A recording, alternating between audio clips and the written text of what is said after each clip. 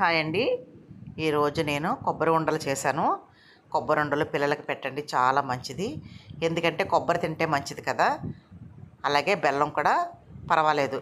బెల్లము కొబ్బరి కూర కలిపి ఇలా ఉండలు చేసి పెట్టండి. ఇప్పుడు ఈ మధ్యన జరిగేవన్నీ కూడా పూజలే కదా.